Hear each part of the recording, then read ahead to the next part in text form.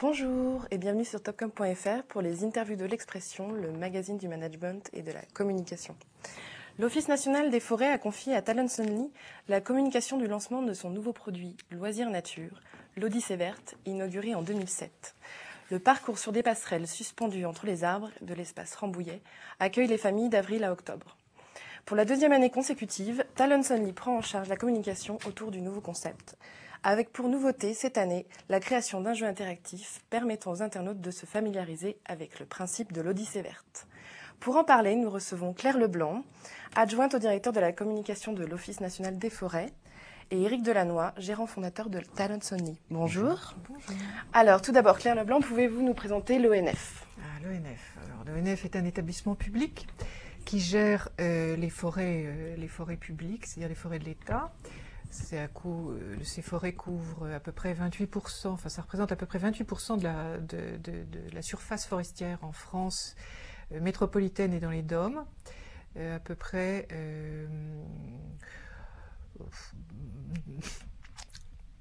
à peu près 12 millions d'hectares de forêts. Et puis l'Office national des forêts propose également des services, c'est-à-dire que l'Office national des forêts a une offre de services en matière d'expertise, de conseils autour de l'environnement, de l'arbre. Et puis l'Office national des forêts aussi mobilise le bois, c'est-à-dire le produit et le vent, et cela correspond à peu près à 15 millions de mètres cubes par an de bois fourni. Voilà, ça ce sont les principales activités de l'Office national des forêts. Et l'Office national des forêts travaille avec trois grands principes. Le principe de la, entre guillemets, protection de l'environnement, plus exactement à une fonction environnementale. Donc c'est tout ce qui touche à la biodiversité, à la préservation des territoires. Une fonction économique dont on vient de parler brièvement, qui est la mobilisation des bois. Et puis une autre fonction qu'on appelle la fonction sociale de la forêt, qui concerne l'accueil des publics en forêt. Et l'Odyssée verte est l'un des produits, entre guillemets, proposés par l'Office national des forêts en matière d'accueil des publics dans la forêt. Alors comment est gérée l'Odyssée verte ? Comment est gérée l'Odyssée verte? Alors aujourd'hui, l'Odyssée verte, c'est un proto, donc c'est une première réalisation. Nous l'avons installé à l'espace Rambouillet, puisque l'espace Rambouillet est un espace animalier géré par l'Office national des forêts. Et comment c'est géré? C'est simplement ouvert au public et on y va tranquillement en se rendant à l'espace Rambouillet, dans la forêt de Rambouillet. Alors, est-ce que vous pourriez nous présenter justement l'espace Rambouillet? Qu'est-ce que ça renferme? Alors, l'espace Rambouillet est un espace en pleine forêt de Rambouillet, qui est donc ouvert à tous, ouvert au public, et qui propose plusieurs activités. Il y a une activité de découverte de la forêt, et c'est pour ça que nous avons organisé l'espace forestier en deux grandes approches. Une approche découverte de la forêt à part entière, donc là il s'agit de ce qu'on appelle la forêt sauvage, et on peut s'y promener tranquillement, découvrir des animaux, par exemple, évidemment il y a beaucoup de cerfs, il y a quelques biches, des chevreuils, des sangliers. Et puis il y a une autre partie qui est plus réservée à des promenades un peu guidées, et on appelle ça la forêt des cerfs. Et alors là, les cerfs sont en plus grande quantité. En fait, on a un petit peu organisé les choses par territoire. Il y a d'autres activités à l'espace Rambouillet, dont une qui est assez courue et qu'on aime bien, qui est toute une activité de démonstration de vol de rapaces. Alors ça, c'est quelque chose que le public aime beaucoup. Et puis l'autre activité, la dernière, c'est l'Odyssée verte que nous avons implantée dans cet espace. Alors justement, en quoi consiste l'Odyssée verte? Expliquez-nous. Alors l'Odyssée verte, c'est un parcours suspendu, c'est-à-dire que ce sont des passerelles en hauteur suspendues entre les arbres. Les passerelles sont à 2 mètres, enfin parfois à 2 mètres de hauteur, parfois à 7 mètres de hauteur, donc c'est assez élevé. Et cette promenade dans les arbres permet de découvrir la faune, la flore d'une façon totalement différente. Habituellement, évidemment, on marche sur le sol et là, on est un petit peu en hauteur. C'est une petite approche de la canopée, c'est-à-dire de la cime des arbres. Et ce parcours, c'est à la fois des passerelles et aussi des plateformes. Il y a à peu près 18 plateformes, et ces plateformes traitent d'un thème particulier. Par exemple, l'arbre, qu'est-ce que l'arbre, qu'est-ce qu'on y trouve, comment fonctionne-t-il? On aborde par exemple cette question de la photosynthèse, mais d'autres questions aussi plus, on va dire, plus simples, par exemple une explication sur la faune en forêt de Rambouillet, sur la flore en particulier, quelques plantes communes qu'on trouve, l'explication aussi de ce qu'est un écosystème. Et cette promenade a plusieurs vocations. Enfin, on l'a construite à la fois pour qu'elle soit agréable, récréative, amusante, une façon de prendre l'air, une façon de voir les choses un peu autrement, en tout cas dans la forêt. Là, une autre fonction, cette promenade, c'est aussi une fonction entre guillemets éducative, ou en tout cas de sensibilisation à l'environnement en tant que tel, à la compréhension des mécanismes de fonctionnement d'une forêt ou d'un écosystème, par exemple. D'accord. Et alors, rien à voir avec l'acrobranche? Ah non, non, rien à voir avec l'agro-branche. Cela veut dire simplement que ce que nous avons voulu, c'est que ce parcours soit ouvert à tous les publics. Par exemple aux familles, et les enfants peuvent y venir à partir de 4 ans. Nous accueillons aussi beaucoup de groupes scolaires, avec de tous âges, enfin aussi bien d'ailleurs des centres aérés que des enseignants qui viennent là expliquer aux enfants quels sont les grands enjeux de la protection de l'environnement, quels sont ou tout simplement découvrir comment pousse un arbre. Alors vous avez donc lancé et ouvert l'Odyssée verte l'année dernière. Mm-hmm. Quels étaient les premiers résultats? Étiez-vous satisfait justement du nombre de visites? Alors, oui, nous étions satisfaits parce que nous avons accueilli 10 000 visiteurs l'an dernier et qu'à vrai dire, comme tous les lancements de produits et de projets un peu novateurs, en tout cas au moins pour les entreprises qui les conçoivent, pour nous c'était extrêmement novateur. Ça l'est aussi parce qu'on a aujourd'hui beaucoup de parcours acrobatiques, mais très peu j'allais dire, de promenades douces. Bon. Mais nous avons ouvert un peu en retard, donc nous avons eu ce syndrome du retard d'ouverture. Et nous n'avons pas fait une publicité extraordinaire autour de ce produit ou de cette réalisation l'an dernier. Donc nous considérons qu'avoir accueilli 10 000 personnes l'an dernier sur le temps d'ouverture, qui était relativement court, puisque c'était de juillet à fin septembre, nous considérons que ce n'est pas une mauvaise performance. Mais nous voulions cette année doper un peu les entrées. Et nous sommes assez satisfaits car nous avons accueilli depuis l'ouverture de l'Odyssée verte cette année, c'est-à-dire le 1er avril 2008, 6 000 visiteurs, sur l'Odyssée verte seulement, ce qui nous paraît un bon score cette année. Alors justement, on va parler de la communication globale sur l'Odyssée verte, sur laquelle vous avez travaillé avec Talons Only. Qu'est-ce que vous avez fait l'année dernière, justement? Comment vous avez communiqué? Et puis après, on va parler de la nouvelle communication, enfin, de la suite de la communication cette année. Alors l'an dernier, nous avons installé, on va dire, le concept visuel de l'Odyssée verte. Donc nous avons travaillé sur un registre visuel assez différent du registre habituel de l'Office. L'Office est un établissement public qui a été créé en 1974, mais qui est héritier de ce qu'on appelait les eaux et forêts, objet d'une très longue tradition forestière, qui communique de façon plutôt institutionnelle. Et ce que nous voulions, c'était montrer, au travers de cette réalisation, comment l'Office était en train d'actualiser sa façon d'être et sa stratégie. Et donc nous avons pensé que peut-être on pouvait, entre guillemets, utiliser sur le plan de la communication le lancement de ce produit Odyssée verte pour en faire un vecteur de transformation de l'image de l'Office, évidemment modeste, mais en tout cas c'est un début. Alors on a donc travaillé d'abord sur le concept graphique même, et on lui a donné des couleurs, des formes différentes. On va pouvoir montrer 2 ou 3 choses. Et pour l'Office national des forêts, c'était une sorte de début de révolution. On a utilisé des couleurs un peu plus flashy. Nous sommes projetés dans un univers un peu onirique d'illustration. Et puis on a même osé quelque chose qui ressemble à une signature comme la forêt dans tous ses sens. Voilà. C'est le premier travail que nous avons fait. Alors évidemment, on a ouvert aussi un site internet, on a préparé quelques petits goodies comme des cartes postales.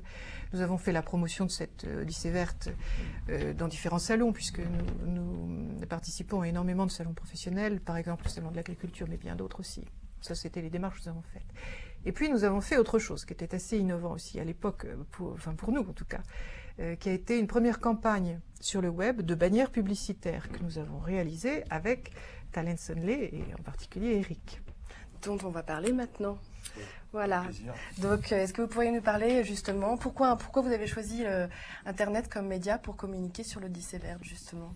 Alors, le choix l'année dernière d'Internet était vraiment lié au fait que, je dirais, l'Odyssée verte était doté d'un site, et donc ça nous paraissait un outil, je dirais, à mettre en avant. Donc, on a créé une campagne très simple de bannières, qui renvoyait sur un publi rédactionnel, qui répondait aux principales questions et qui permettait après de renvoyer sur le site. Donc c'était vraiment une démarche, j'allais dire, assez tactique, hein, on peut la qualifier comme ça. Cette année, le choix était un petit peu différent. Je dirais, on s'est vraiment reposé la question, sans a priori, de quels étaient les meilleurs moyens pour atteindre des objectifs plus ambitieux. Donc après, clairement, on a vu qu'il y avait deux enjeux importants. Premier enjeu, c'est le ciblage. Et le deuxième enjeu, c'est la pédagogie. Alors, le ciblage, pourquoi Claire l'a clairement dit, c'est un proto. On parle à une cible qui est en Île-de-France, donc déjà, toucher les gens à Avignon, ça a peu d'intérêt. Deuxièmement, on touche à une cible très familiale. Familial, c'est un mot un peu galvaudé, mais là, en l'occurrence, c'est vraiment une cible familiale. C'est un produit qui a un attrait très fort auprès des enfants, mais les enfants ne peuvent pas décider d'y aller tout seuls. Et en même temps, c'est quelque chose que les parents ont envie de faire, mais clairement, c'est vraiment quelque chose qui s'adresse aux enfants. Donc, il faut toucher un public familial en Île-de-France, première donnée. Deuxième donnée, être pédagogique. Votre question en témoigne. Vous êtes demandé est-ce que c'est de l'acrobranche, qu'est-ce que c'est, donc on ne voit pas très bien. Donc c'est important de situer vraiment ce que c'est, parce que c'est vraiment une expérience très, très particulière, très bien conçue, qui a à la fois une vertu pédagogique, une vertu de sensibilisation un peu environnementale, en même temps une vertu récréative, hein, on s'ennuie pas, et puis il y a quelque chose d'un peu sensationnel, être à 7 mètres du sol, c'est pas rien. Donc ben voilà, il fallait passer ces deux notions, donc cibler et pédagogie. Et en mettant un peu sur la table les différents médias, on s'est rendu compte que le online nous permettait vraiment d'atteindre les deux objectifs. Alors on le sait peu, mais en online on peut cibler. Je dirais on a les adresses IP des internautes, donc on n'est pas obligé quand on fait une bannière de parler à n'importe qui. On peut cibler, ça c'est un point intéressant. Et deuxièmement, il y a des sites, on va dire, où il y a une écoute conjointe parents-enfants, qui est intéressant. Donc on touche vraiment la famille dans ce contexte, je dirais, quand ils sont ensemble et quand ils peuvent vraiment prendre cette décision et découvrir ensemble un produit comme ça. Sur quel genre de site, justement, vous avez installé les bannières donc des sites comme canalj.net, môme.net, Tifou, Gulli, etc. C'est vraiment des sites que je dirais en fait, dont on sous-estime en général l'audience, qui ont une très très grosse audience. Ils sont souvent le relais de médias télé, mais même môme.net, pour lequel ce n'est pas le cas, draine un public très important. Et encore une fois, les études le montrent, c'est un public où les enfants assez jeunes, d'ailleurs, découvrent Internet et le font de façon accompagnée avec leurs parents. Donc c'est pour nous une tribune vraiment très intéressante pour parler d'un produit comme l'Odyssée verte. Alors pour cette année, vous avez créé un jeu interactif.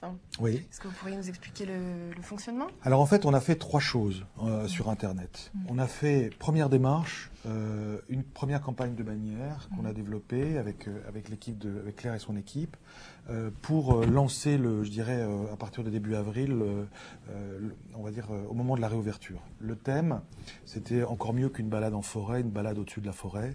Vraiment quelque chose qui nous permette de créer déjà, je dirais, un attrait, un intérêt pour ça. Ça a plutôt bien fonctionné. Ça, c'était un peu la premier étage de la fusée.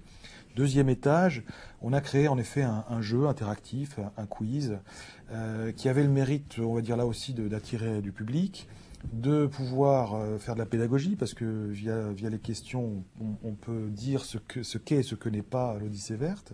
Et puis aussi, last but not least, ça permet aussi d'avoir des adresses, puisqu'il y a un phénomène, on va dire, une volonté de créer une base de données. Ça faisait partie des objectifs que nous avait donné Claire. Et un module aussi de buzz, de parrainage, puisqu'on invite les gens à venir. Voilà. Donc ça, c'était le jeu qu'on a créé, qu'on a mis sur le site de l'Odyssée verte. Et le troisième étage, c'était, on va dire, du search marketing, donc la présence de liens sponsorisés. Aujourd'hui, là, on passe tous par les moteurs pour aller sur Internet, quand on cherche des idées d'activités. Et là, typiquement, on trouvait que c'était une bonne idée, on l'a testé et ça a l'air de donner de très bons résultats. Et alors donc ce jeu, est-ce que vous avez des résultats, c'est-à-dire le nombre de visites du Oui, site? alors on a quelques résultats, on n'a pas encore totalement tout, puisque nous n'avons pas tout à fait terminé la campagne, mais dans les statistiques que j'ai reçues, montrent que nous avons aujourd'hui reçu à peu près 10 000 joueurs, enfin il y a à peu près presque 10 000 joueurs, 10 000 personnes qui ont joué à ce jeu. Nous avons des gagnants, mais les tirages sont aléatoires. Et nous avons pour l'instant reconnu, entre guillemets, une quinzaine de gagnants. Il faut que vous expliquiez aussi peut-être, Eric, comment ça fonctionne ce système de gains. Oui, en fait, c'était ce qu'on appelle techniquement des instants gagnants. Donc, je dirais, on doit répondre à un certain nombre de questions. Ce qui est à gagner, c'est avant tout, je dirais, la découverte de l'Odyssée verte. On a la chance, là, on n'a pas créé un lot, on va dire, artificiel. Je dirais, la visite elle-même est quelque chose de sympathique. Donc, voilà. Et c'est un système d'instant gagnant. Donc, si on répond correctement, et c'est pas trop compliqué à faire si on a un peu regardé ce qui se passe. D'ailleurs, le jeu est développé dans cette thématique visuelle. On a vraiment quelque chose de tout à fait cohérent, aussi bien les bannières, le jeu, que vraiment l'ensemble de l'habillage. Voilà, et donc on peut gagner. C'est appelé à durer jusqu'à la rentrée. Donc c'est pour ça que les statistiques qu'on a jusqu'à présent, elles sont partielles. Ce qu'on peut dire, c'est qu'il y a vraiment un bon écho. Il y a un taux de parrainage de 15%. Ça veut dire que une personne sur 5, 6, on va dire, incite des gens à venir. Donc, je dirais, la boule de neige est en train de se créer. L'autre chiffre que je peux vous donner, qui est intéressant, qui montre, je pense, qu'on a bien réussi notre boulot de cibler, enfin, je pense, en tout cas, à date, c'est qu'on a des taux de clics sur nos bannières qui approchent le pourcent. Alors, ça peut paraître pas élevé, mais c'est à peu près le double, voire le triple des standards aujourd'hui quand on met une bannière sur le web.